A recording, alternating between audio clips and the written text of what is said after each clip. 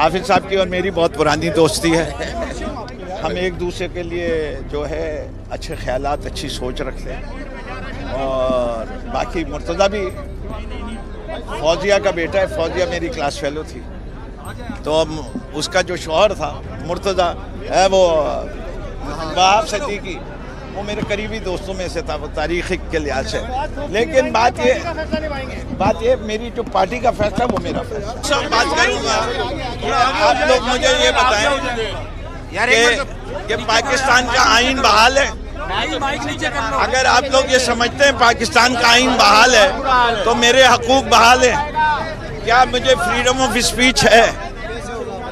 क्या freedom of thought है? Freedom of association है?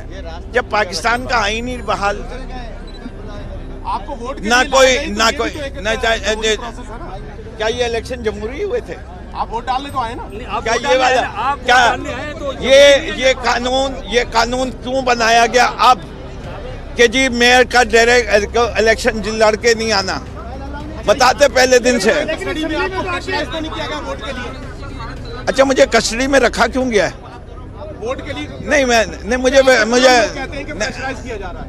वो तो आपको मेरे वोट से पता चलेगा, तो आपको इससे क्या पता? हमारे सामने तो वोट ट्रांसफर करेंगे। नहीं, आपको किसी किस्म का कोई प्रेशराइज किया गया हो जेल? यार आप इस इलेक्शन के लिए, मुझे मेरा मुल्क की फिक्र है, आप बात कर रहे हैं इस इलेक्शन